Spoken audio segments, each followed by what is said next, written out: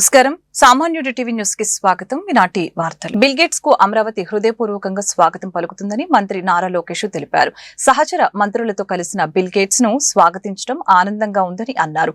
Gates foundation తో భాగస్వామ్యానికి AP సిద్ధమని మంత్రి లోకేష్ వ్యాఖ్యానించారు. Gates Foundation chairman Bill Gates Andhra Pradesh లో అడుగుపెట్టారు. ఈ సందర్భంగా సామాజిక మాధ్యమం ఎక్స్ లో విద్య, IT, electronics and communications, RTGS శాఖల మంత్రి నారా లోకేష్ ఆసక్తికర ట్వీట్ చేశారు. బిల్ గేట్స్ కు అమరావతి హృదయపూర్వక స్వాగతం పలుకుతుందని ఆయన పేర్కొన్నారు. గన్నవరం విమానాశ్రయంలో బిల్ గేట్స్ ను సహచర మంత్రులతో కలిసి సాదరంగా స్వాగతించడం ఆనందంగా ఉందని మంత్రి తెలియజేశారు. అలాగే gates Foundation chairman Bill gates తో ఆరోగ్యం, వ్యవసాయం, విద్య, సాంకేతిక ఆధారిత పరిపాలన రంగాల్లో భాగస్వాముల్ని మరింత బలోపేతం చేసే అంశాలపై సచివాలయంలో చర్చిస్తున్నట్లు లోకేష్ తెలిపారు. ఏపీ సచివాలయానికి చేరుకున్న బిల్ గేట్స్ కు ముఖ్యమంత్రి చంద్రబాబు నాయుడు సాదర స్వాగతం పలికారు. అలాగే చంద్రబాబును చూడగానే బిల్ గేట్స్ ఆత్మీయంగా పలకరించారు. Gates Foundation chairman Bill Gates కు ముఖ్యమంత్రి నారా చంద్రబాబు నాయుడు ఆత్మీయ స్వాగతం పలికారు. సోమవారం ఏపీ పర్యటనకు వచ్చిన బిల్ గేట్స్ అమరావతిలోని రాష్ట్ర సచివాలయానికి చేరుకున్నారు. సచివాలయం మొదటి బ్లాక్ వద్ద CM Chandrababu, deputy CM Pawan Kalyan Bill Gates ను ఆహ్వానించారు. చంద్రబాబును చూడగానే బిల్ గేట్స్ ఆత్మీయంగా పలకరించారు. Hello friend, how are you అంటూ సీఎం చంద్రబాబును అడిగారు. ఆ తర్వాత ముఖ్యమంత్రి తన మంత్రివర్గ సహచరుల్ని సిఎస్ విజయానంద్ను బిల్ గేట్స్ కు పరిచయం చేశారు. ఆపై రియల్ టైమ్ గవర్నెన్స్ సేవలను బిల్ గేట్స్ పరిశీలించారు. ఆపై బిల్ గేట్స్ సహా గేట్స్ ఫౌండేషన్ ప్రతినిధి బృందంతో ముఖ్యమంత్రి, మంత్రులు, వివిధ శాఖల కార్యదర్శులు సమావేశమయ్యారు. ఆంధ్రప్రదేశ్ రాష్ట్రంలో టెక్నాలజీతో అందిస్తున్న పాలన అద్భుతంగా ఉందని gates Foundation chairman Bill gates వ్యాఖ్యానించారు. కుప్పంలో అమలు చేస్తున్న సంజీవని డిజిటల్ హెల్త్ రికార్డుల ప్రాజెక్టు చక్కగా ఉందని కితాబిచ్చారు. దట్స్ వెరీ నైస్ అంటూ గేట్స్ వ్యాఖ్యానించారు. ప్రజల జీవితాల్లో ఆర్టీజీఎస్ మార్పు తెస్తుందని ముఖ్యమంత్రి చంద్రబాబు తెలిపారు. సోమవారం అమరావతిలోని రాష్ట్ర సచివాలయంలో ఉన్న రియల్ టైమ్ గవర్నెన్స్ కేంద్రాన్ని ముఖ్యమంత్రి చంద్రబాబుతో కలిసి సందర్శించిన బిల్ గేట్స్ అక్కడ డిస్ప్లే వాల్స్ పై ప్రదర్శించిన ప్రెజెంటేషన్ ను తిలకించారు.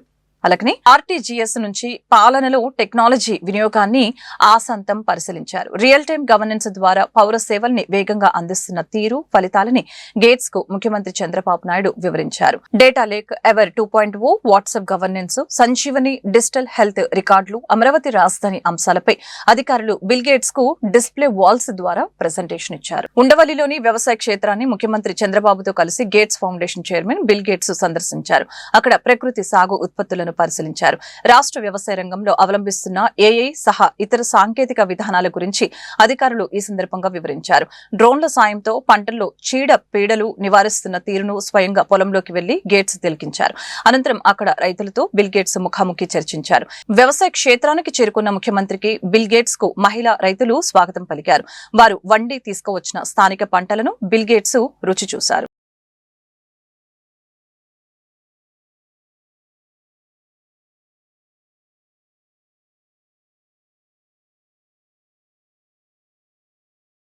సాగర్ తీరం మరొకసారి అంతర్జాతీయ స్థాయిలో వార్తల్లో నిలుస్తోంది. భారత నౌకాదళం అత్యంత ప్రతిష్టాత్మకంగా నిర్వహించి అంతర్జాతీయ నౌకాదళ సమీక్ష ఆదివారం నాడు వైభవంగా ప్రారంభమైంది.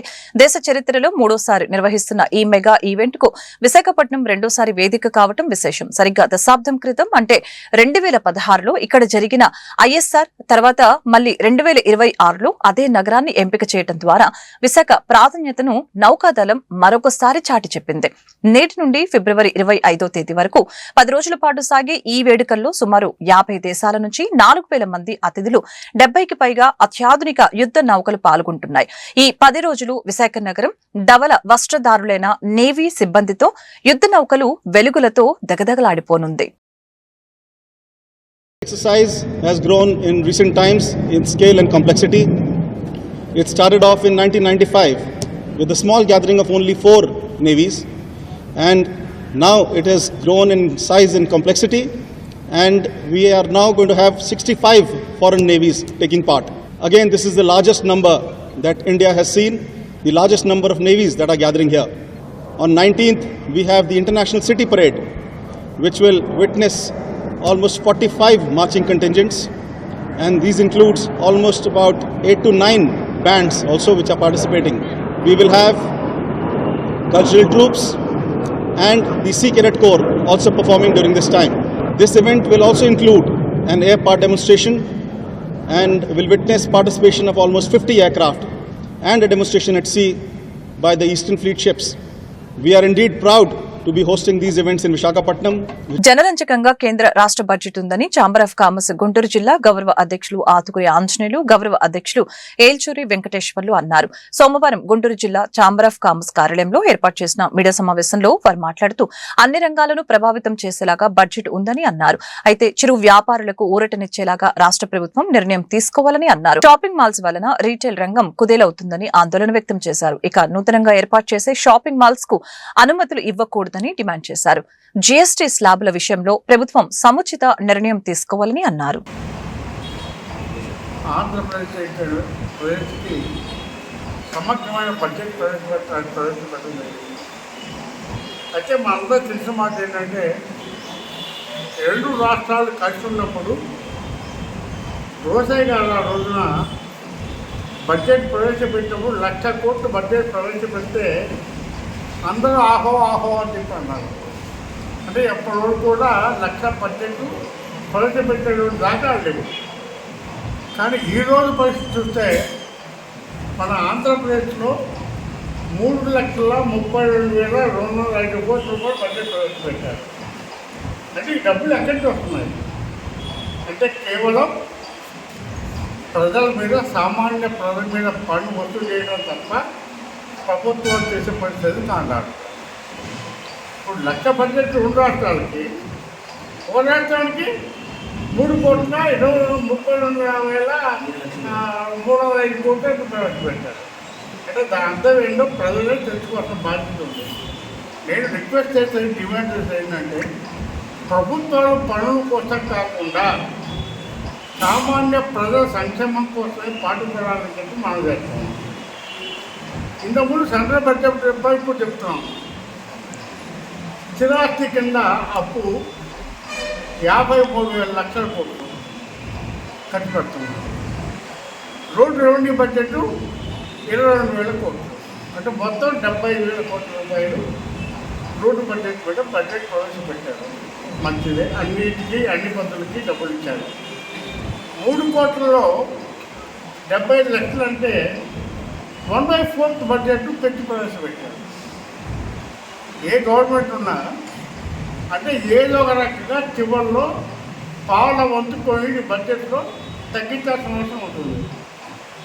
దానిలో ఏం జరుగుతుంది అంటే, మీరు ప్రవేశపెట్టింది కళ్ళ తురిపే కానీ నిజమైన బడ్జెట్ కాదు. ఈ గవర్నమెంట్ కావచ్చు, ఇంకో గవర్నమెంట్ కావచ్చు, పోయిన గవర్నమెంట్ కావచ్చు, ఏ గవర్నమెంట్ అయినా నేను ఒకటే అంతకుముందు ఇప్పుడు చెప్పిన ఒకటే మాట ఏంటంటే, నిఖరమైన పాత ఆస్తులు అమ్మి డబ్బులు ఖర్చు పెట్టవద్దు, రోడ్డు బడ్జెట్తో ప్రవేశపెట్టవద్దు.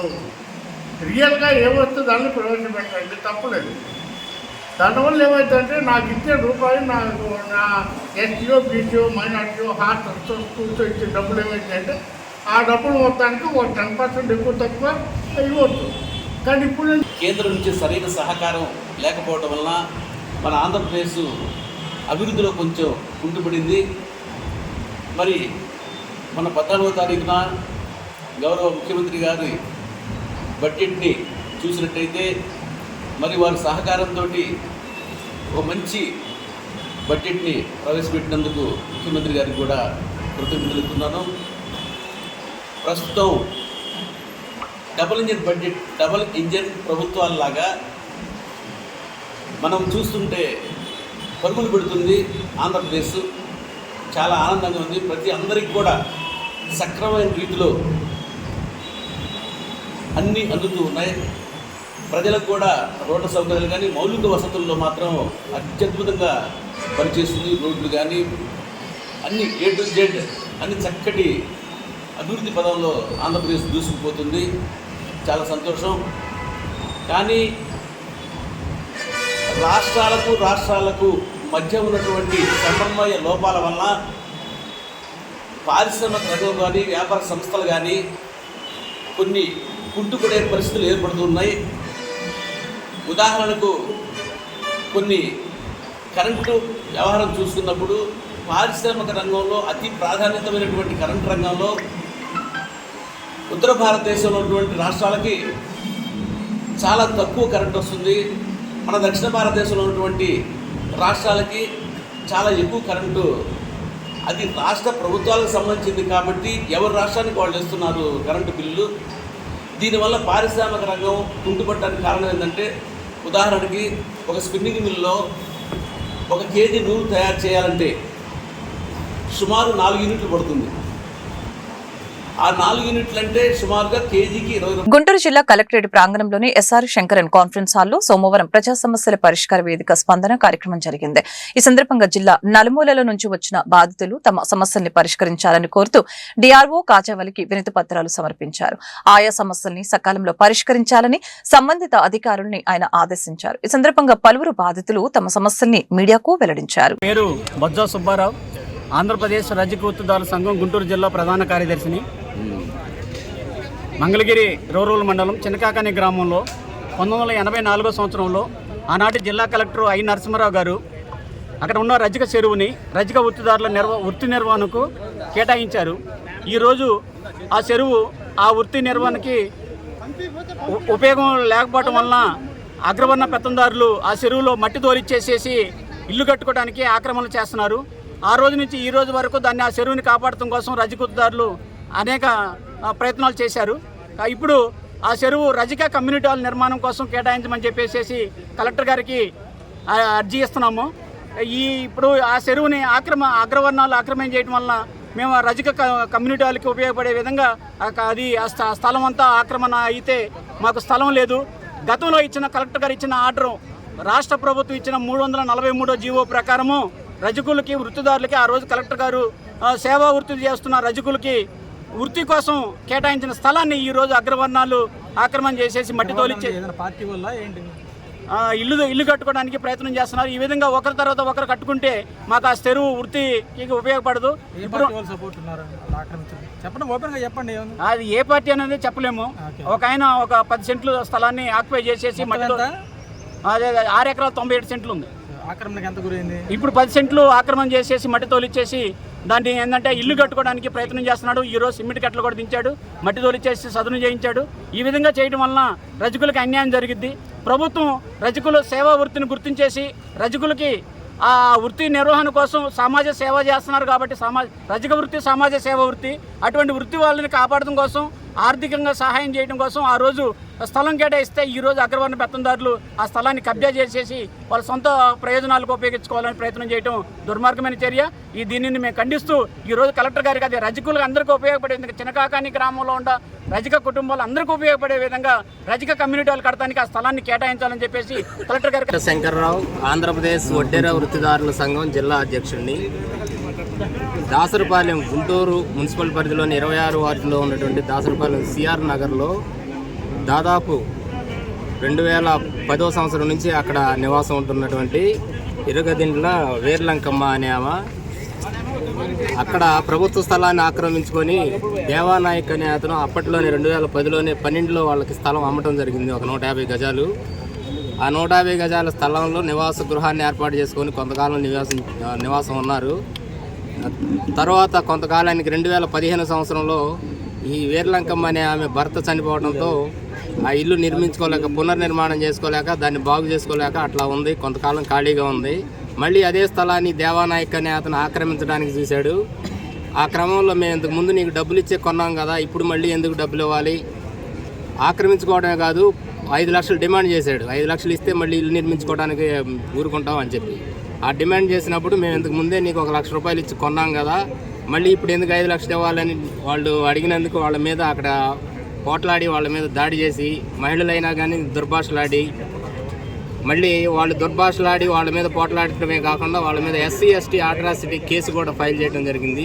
గ్రీవెన్స్లో పెట్టారు. దాన్ని నల్లబాడు పోలీస్ స్టేషన్లో దాన్ని పెండింగ్లో ఉంది, ఇంకా ఫైల్ అవ్వలేదు. ఈ క్రమంలో అతను చేసేది ఏంటంటే నేను ఒక ప్రజానాయకుడిని కమ్యూనిస్ట్ నాయకుడిని అని చెప్పుకొని ప్రభుత్వ స్థలాన్ని ఇట్లా చేయి మార్చి కొంత డబ్బులు సంపాదించుకోవడం, మాట వినను వాళ్ళ దగ్గర ఇట్లాంటి SC ST అట్రాసిటీ కేసులు పెట్టి వాళ్ళ మీద తప్పుడు కేసులు బనాయించి డబ్బు చేసుకోవడం, ఆ సొమ్ము సంపాదించుకోవడం చేస్తూ ఉన్నాడు. ఇటువంటి దుర్మార్గాలు నశించాలి, ఇటువంటి దుర్మార్గుల్ని అరికట్టాలని చెప్పి కోరుకుంటూ ఇవాళ కలెక్టర్ గారికి అర్జీ ఇవ్వడం జరుగుతుంది. బాధితులకి అడిగేది ఏంటంటే ఇటువంటి దురాక్రమణలో ఉన్నటువంటి ప్రభుత్వ స్థలాలను ఆక్రమించి సొమ్ము చేసుకునే వాళ్ళని వాళ్ళ దురాక్రమణలో వాళ్ళ ధనార్జన అరికట్టాలి. వాళ్ళు గుంటూరు కార్పొరేషన్ కార్యాలయంలో ప్రజా సమస్యల పరిష్కార వేదిక స్పందన కార్యక్రమం సోమవారం జరిగింది. ఈ సందర్భంగా గుంటూరు నగరపాలక సంస్థ పరిధిలోని బాధితులు తమ సమస్యల్ని పరిష్కరించాలని కోరుతూ గుంటూరు నగర కమిషనర్ మయూర్ అశోక్ కు వినతి పత్రాలు అందజేశారు. ఆయా సమస్యల్ని సకాలంలో పరిష్కరించాలని సంబంధిత అధికారుల్ని ఆయన ఆదేశించారు. అదేవిధంగా జీఎంసీ పరిధిలో మెరుగైన పౌర సేవలు ప్రజలకు అందించాలని ఆదేశించారు. ప్రజా సమస్యల్ని పరిష్కరించడంలో నిర్లక్ష్యం వహిస్తే సహించేది లేదని హెచ్చరించారు.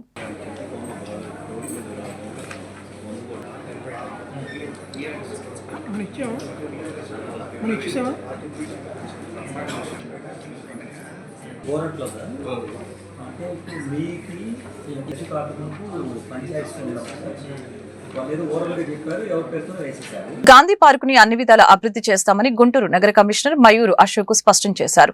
పార్కులో చేపట్టవలసిన అభివృద్ధి పనులు, ప్రస్తుతం టికెట్ల విక్రయాల ద్వారా వస్తున్న ఆదాయాలు, ఇతర వివరాలతో సమగ్ర నివేదిక అందించాలని ఇంజనీరింగ్, రెవెన్యూ అధికారుల్ని ఆదేశించారు. సోమవారం గాంధీ పార్కు ట్రావెలర్స్ బంగ్లాను పరిశీలించి ప్రజారోగ్య, ఇంజనీరింగ్ అధికారులకు తగు ఆదేశాలు జారీ చేశారు. ఈ సందర్భంగా కమిషనర్ తొలుత గాంధీ పార్కులో పర్యటించి పార్కు విస్తీర్ణం, walking track, dinosaur structure, skating ring, soft games zone, water games zone, open gym, chess బోర్డులను పరిశీలించారు. పార్కు నిర్వహణపై కమిషనర్ అసంతృప్తి వ్యక్తం చేశారు. తక్షణమే ఉన్న వాటిని ఫంక్షనింగ్ లోకి తీసుకుని రావడానికి, నూతన అభివృద్ధి పనులపై ప్రతిపాదనలతో నివేదిక ఇవ్వాలని ఇంజనీరింగ్ అధికారుల్ని ఆదేశించారు. పార్కులో గ్రీనరీ పెంపుపై ఉద్యానవన విభాగ సిబ్బంది ప్రత్యేక దృష్టి సారించాలని అన్నారు. అవసరమైతే అదనపు కార్మికులను కేటాయించుకోవాలని అన్నారు. కమిషనర్ వెంట ఇంజనీరింగ్, రెవెన్యూ అధికారులు ఉన్నారు.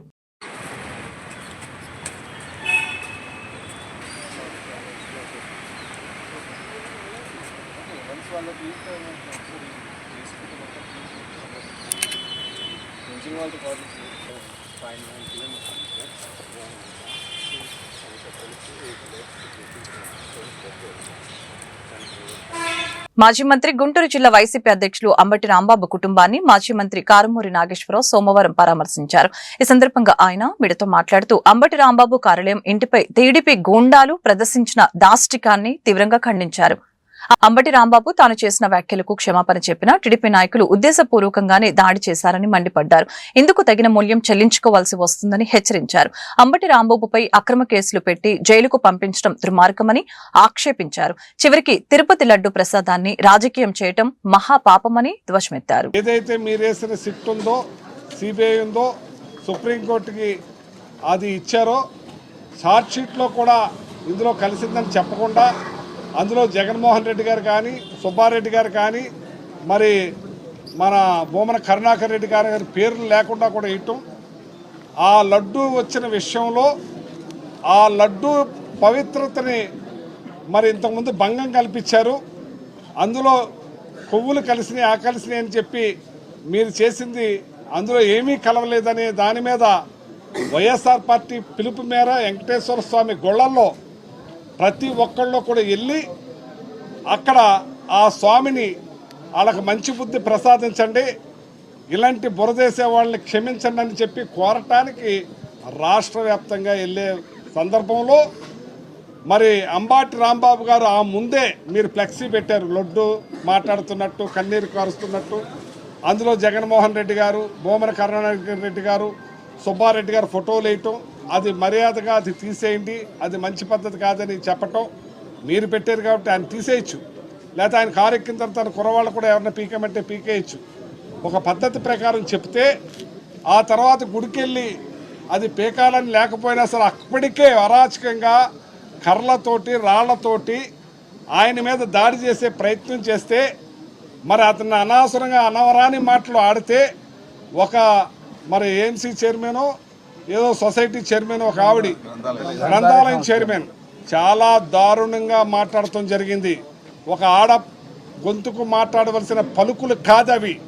అలాంటి మాట్లాడినా, ఒకటి చేయి నరికేస్తానన్నా, మరి లా లా లా లా రకరకాల మాట్లాడినా, ఎవరైనా ఉప్పు కారం తినేవాళ్ళు మాట్లాడారు. కానీ నేను విన్న దాన్ని బట్టి ప్రకారం వాళ్ళు ఎవరైతే అన్నారో వాళ్ళని తిట్టడం జరిగింది. చంద్రబాబు నాయుడు గారు కావాలంటే రమ్మనండి అన్నాడు, కానీ ఆయన తిట్టినట్టు కాదు. కానీ ఆయన వచ్చి నేను ఒక ఆవేశంలో నన్ను అందరూ రెచ్చగొట్టారు కాబట్టి, నన్ను అందరూ తిట్టారు కాబట్టి నేను వాళ్ళు మాట్లాడేది, ఒకవేళ ఈ రకంగా ఆయన మాట్లాడుంటే నేను విడ్రా అవుతున్నానని చెప్పిన తర్వాత కూడా అసలు పోలీస్ వ్యవస్థ రాష్ట్రంలో ఎక్కడా లేదు. ఒక లా అండ్ ఆర్డర్ అన్నది లేదు. ఒక అరాచకంగా తయారయ్యి ఇక్కడ ఇంటి మీద 4:30కు మొదలెట్టి ఆ ఇంటి మీద దాడి చేసే కార్యక్రమం ఆయన క్షమాపణ కోరినా నాదేదన్నా తప్పుంటే వెనక్కి తీసుకుంటాను. 20 నెలల కూటమి పాలనపై ఏ ప్లాట్ఫారం పైన చర్చించేందుకైనా సిద్ధంగా ఉన్నామని ప్రతిపాడు ఎమ్మెల్యే బూర్ల రామాంజనేయులు సవాల్ విసిరారు. గుంటూరు నగరంలోని ప్రతిపాడు నియోజకవర్గం తెలుగుదేశం పార్టీ కార్యాలయంలో ఏర్పాటు చేసిన మీడియా సమావేశంలో ఎమ్మెల్యే మాట్లాడారు. రాష్ట్ర బడ్జెట్ ను ఆర్థిక మంత్రి 3వసారి అసెంబ్లీలో ప్రవేశపెట్టారని తెలిపారు. కానీ ఎన్నడూ ఎరుగని రీతిలో వైసీపీ నేతలు దుష్ట సాంప్రదాయానికి తెరతీశారని మండిపడ్డారు. ప్రవేశపెట్టిన బడ్జెట్ లో లోపాలు ఉంటే ప్రతిపక్ష నేతలు ఎత్తి చూపవచ్చునని అన్నారు. చట్టసభలో ప్రవేశపెట్టిన బడ్జెట్ విషయంలో అసత్య ప్రచారాలు వైసీపీ నాయకులు చేస్తున్నారని మండిపడ్డారు. ప్రజలను సంపన్నులుగా చేసేందుకు 2026-27 బడ్జెట్ లో అన్ని అంశాలను పొందుపరిచామని తెలిపారు. 20 నెలల కాలంలో రాష్ట్రంలో జీడీపీ 10.75% పెరిగిందని ఈ సందర్భంగా తెలియజేశారు. గవర్నర్ గారు స్పీచ్ ని విని ప్రభుత్వం చేసినటువంటి పనుల్లో ఏదైనా తప్పిదాలు లోపాలుంటే వాటిని ఎత్తి చూపాలి. అందుకే కదా వాళ్ళకి ఆ ప్రజలు ఎన్నుకున్నటువంటిది. అదేవిధంగా ఆర్థిక శాఖ మంత్రులు కానీ అగ్రికల్చర్ మినిస్టర్ గారు కానీ వారి శాఖలకు సంబంధించి బడ్జెట్ ప్రతిపాదనలు చేసినప్పుడు ఆ ప్రతిపాదనలు సరైనవి కాదని, లేదా వాటిలో కోతలున్నాయని, లేదా ఇంకా పెంచాల్సినటువంటి అవసరం ఉందని ప్రజల తరపున మాట్లాడాల్సినటువంటి గొంతుక. మరి ఇది ప్రాథమికమైనటువంటి బాధ్యత, రాజ్యాంగం ద్వారా ప్రాథమిక బాధ్యత.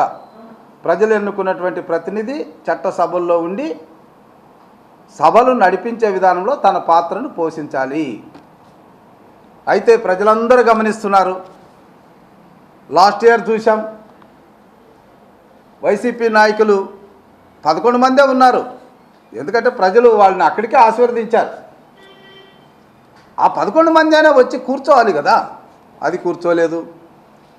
ఈ సంవత్సరమైనా కూర్చుంటున్నారంటే కూర్చోలేదు. మళ్ళా కూర్చోపోగా ఎక్కడైతే చట్టసభల్లో బడ్జెట్ ప్రతిపాదనలు చేశారో, అదేవిధంగా గవర్నర్ గారు గత సంవత్సరంలో ప్రభుత్వం చేసినటువంటి అభివృద్ధి కార్యక్రమాలు వివరించారో అక్కడ ప్రత్యక్షంగా పాల్గొనక వారి బ్లూ ప్రింట్ మీడియా ద్వారా లేదా వారి ఛానల్ ద్వారా అసత్య ప్రచారాలు చేస్తున్నారు. అంటే మరి సాక్షాత్తు అసెంబ్లీ సాక్షిగా సూపర్ 6 అవుట్ అన్నారు. అంటే ఎవరు సాక్ష్యం దీనికి? మీరు లేరు, మేము ఏం మాట్లాడామో మీకు తెలియదు అంటే ఎంత పచ్చి అబద్ధాన్ని మీరు అంత గట్టిగా రాస్తున్నారంటే అది మీ సంస్కృతి అని మాకు అర్థమవుతుంది. తర్వాత కోతలు కోశారన్నారు. తల్లికి వందనంలో కోతలంట, అన్నదాత సుఖీభావలో కోతలంట, మరి మన శ్రీశక్తి ఉచిత బస్సుల్లో కోతలంట, 3 సిలిండర్లో కోతలంట, పెన్షన్లు అయితే ఏకంగా 13 లక్షలు కోతకు అయిపోతున్నారట. అంటే వీళ్ళ కళలోకి వచ్చి ఈ వార్తలు ఇంతటితో సమాప్తం. మరొక బులెటిన్ మళ్ళీ కలుద్దాం.